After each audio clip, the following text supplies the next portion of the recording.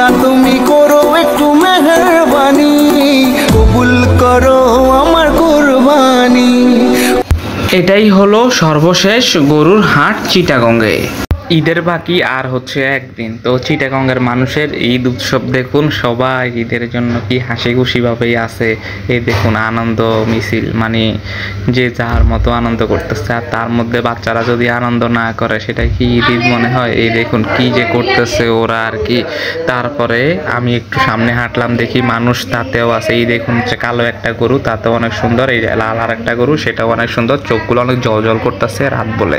তবে কালো গরুটা দেখি আমার খুব ভালো লাগতেছে। আর এই হচ্ছে অন্য একটা গলি, এই গলিতে দেখুন সবাই দাঁড়িয়ে আছে, মানে ঈদের আনন্দ উদযাপন করতেছে। আর এই আমি সামনে একটু হাঁটলাম, হাঁটি দেখতেছি মানে মানুষ এই দিক সেদিক যাচ্ছে, মানে ঈদের একটা আমেজ। আর এখানে হচ্ছে গরু বেঁধে রাখছে বাসার নিচে, এই দেখুন এই পাশ দিয়ে দেখা যাচ্ছে কোনো রকমে।